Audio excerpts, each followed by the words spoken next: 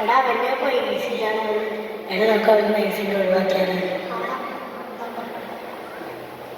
നീ ചെല്ല് പറഞ്ഞേ ചെല്ല്. ഫ്രെഡി, ഒരു കാര്യം പറയട്ടെ. നമ്മൾ മൂന്നാർ ഓടിക്കാൻ പോയപ്പോ ഞങ്ങളാണ് നിന്റെ ചെലവെടുത്തത്. ഞങ്ങളിത്തിരി ടൈറ്റിലാണ് ബ്രോ. പൈസയുടെ കാര്യം ശ്രദ്ധിക്കണ്ട അമ്മാനെ. പൈസയുടെ കാര്യം മാത്രമല്ല മച്ചാനെ, വണ്ടി ചെയ്യുന്നുണ്ടോ മച്ചാനിപ്പോ വണ്ടിയിലായോ.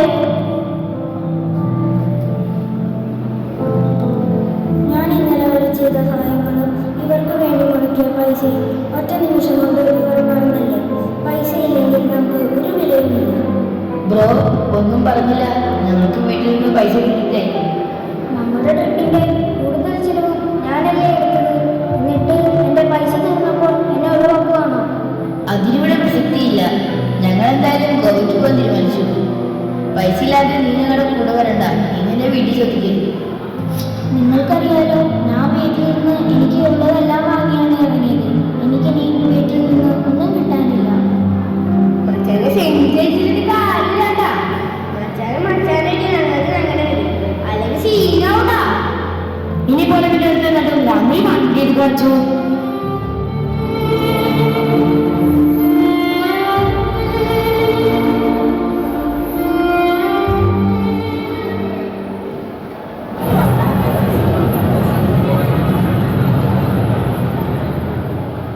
ചേട്ടാ, 2 ചായ, 2 ചൂടും പഴംപൊരി, ഒരു ഇട്ടോട്ട്.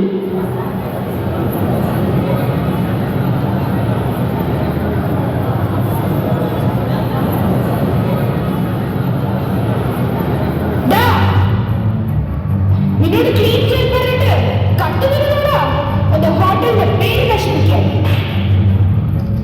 നിനക്കൊരു ജോലിയുമില്ല, കൂലിയുമില്ല. അയ്യോ സാറേ, അങ്ങനെ പറയല്ലേ. ഭക്ഷണം കഴിച്ചിട്ട് കുറേയായി, അതുകൊണ്ട് എടുത്തു പോയതാണ്. എനിക്കൊന്നും കേൾക്കണ്ട. ഞാൻ പോയി വരുമ്പോൾ നിന്നോട് കണ്ടു നോക്കരുത്.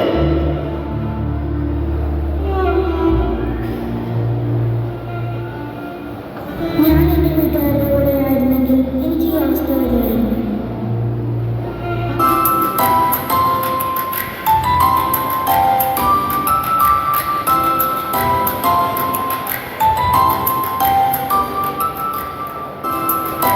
എടി, അത്താഴായോ? ചേട്ടാ 2 മിനിറ്റ്, ഇപ്പോൾ കൊണ്ടുവരാം. ആ, ഓക്കെ. റെഡി വരാൻ പറ. അവർ ഫ്രണ്ട്സായിട്ട് ഫോണിൽ സംസാരിക്കാം.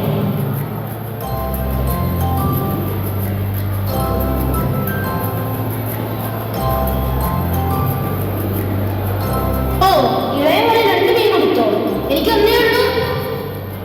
നീ ആവശ്യത്തിനുണ്ടല്ലോ, വഴക്കൊന്നും വേണ്ട. ഇതാ.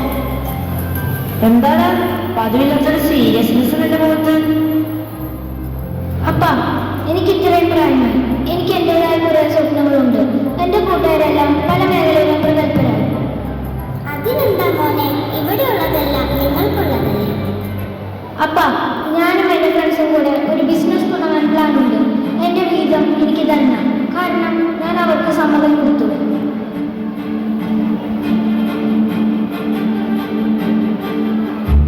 എനിക്ക് തരണം.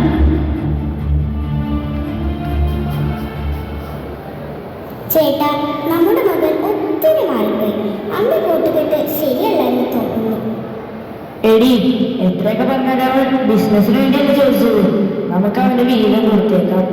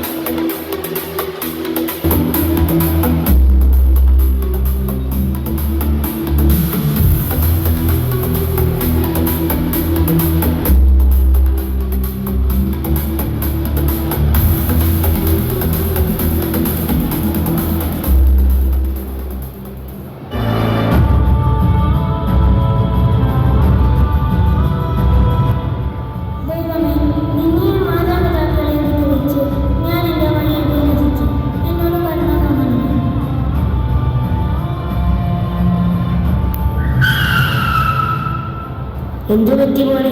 ഞാൻ വീട്ടിൽ കൊണ്ടുപോയി വിടാം, വഴി പറഞ്ഞു തന്നാൽ മതി.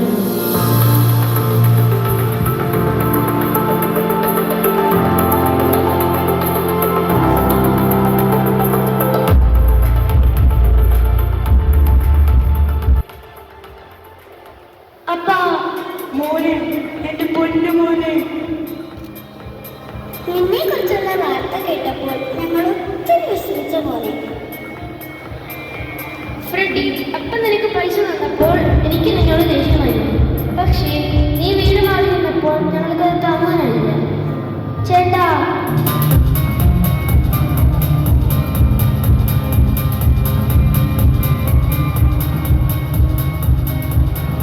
എല്ലാ വിശുദ്ധർക്കും വീഴ്ചകളുടെ ഒരു പഴയ കാലമുണ്ട്.